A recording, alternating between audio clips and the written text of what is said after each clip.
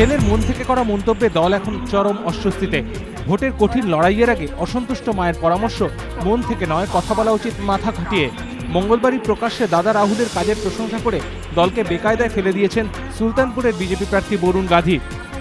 অস্বস্তি আরও বাড়িয়ে বরুণের প্রশংসাকে হাসি মুখে স্বাগত জানিয়েছেন রাহুলও। যদিও তারপর ড্যামেজ কন্ট্রোলের জন্য ফের সোশ্যাল নেটওয়ার্কিং সাইটে বরুণ বলেন তার মন্তব্যকে কারোর প্রশংসা বা কারোর সমর্থন হিসেবে দেখা উচিত নয়। কিন্তু ততক্ষণে মন্তব্যের রেশ ছড়িয়েছে অনেক গভীরে। আর বরুণের মন্তব্যে যে তার মা রীতিমতো অসন্তুষ্ট তা স্পষ্ট হয়ে গিয়েছে এদিন। শক্তি মিলে টেলিফোন অপারেটর গণধর্ষণ কাণ্ডে আগেই যাবজ্জীবন সাজা হয়েছে অভিযুক্তদের। এবার ওই একই জায়গায় চিত্র সাংবাদিক গণধর্ষণ কাণ্ডে ওই ৩ জনকেই ফের দোষী সাব্যস্ত করল মুম্বাইয়ের নিম্ন আদালত। ৩১ জুলাই ২০১৩ টেলিফোন অপারেটর গণধর্ষণ কাণ্ড, ২২ আগস্ট ২০১৩ চিত্র সাংবাদিক গণধর্ষণ কাণ্ড। ১ মাসের মধ্যে বাণিজ্য নগরীতে জোড়া গণধর্ষণের ঘটনায় তোলপাড় পড়ে যায় গোটা দেশে। তদন্তে নেমে বেশ কয়েকজনকে গ্রেফতার করে পুলিশ। জানা যায় ধৃতদের মধ্যে ৩ জন দুটি গণধর্ষণের ঘটনাতেই অভিযুক্ত। এরপর মাত্র ৮ মাসের মধ্যে টেলিফোন অপারেটর গণধর্ষণের মামলায় ওই ৩ জন সহ মোট ৪ জনকে যাবজ্জীবন কারাদণ্ডের নির্দেশ দেয় আদালত। এর মধ্যে কাশিম বাঙালি, বিজয় যাদব এবং মোহাম্মদ সেলিম আনসারি দুটি গণধর্ষণেই জড়িত ছিল। ফলে এই ৩ জনের বিরুদ্ধে চিত্র সাংবাদিক গণধর্ষণের মামলায় ভারতীয় দণ্ডবিধির ৩৭৬ ধারায় চার্জ গঠন করা হয়। সেই অনুযায়ী বৃহস্পতিবার কাশিম বাঙালি, বিজয় যাদব ও মোহাম্মদ সেলিম আনসারিকে দোষী সাব্যস্ত করে মুম্বাই সেশন কোর্ট। দোষীদের সাজা শুক্রবার ঘোষণা করতে পারে আদালত।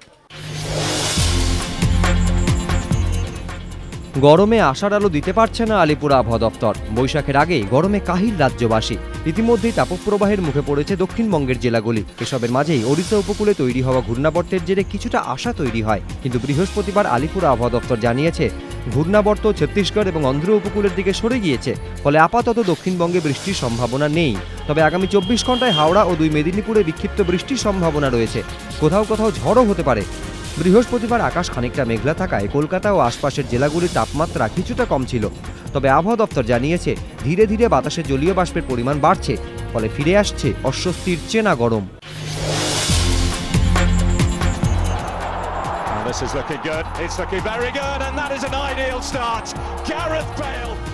অবশেষে বদলা মাদ্রিদের মাটিতে দাঁড়িয়ে গত মৌসুমে সেমিফাইনালে হারের মধুর প্রতিশোধ।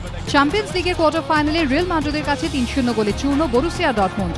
আর এদিনের গোলের সুবাদে চ্যাম্পিয়ন্স লিগে এক মৌসুমে মেসির সর্বোচ্চ গোলের রেকর্ড ছুঁলেন ক্রিশ্চিয়ানো রোনাল্ডো। ২০১১-১২ মৌসুমে চ্যাম্পিয়ন্স লিগে ১৪টি গোল করেছিলেন মেসি, টুর্নামেন্টে যা সর্বোচ্চ গোলের রেকর্ড। ২০১৩-১৪ মৌসুমে চ্যাম্পিয়ন্স লিগে ১৪টি গোল করে তাঁকে ছুঁলেন CR7। গতবারের সেমিফাইনালে একাই ৪টি গোল করে কাতালানদের স্বপ্ন ভেঙে চুরমার করে দিয়েছিলেন লিওয়ান্ডস্কি।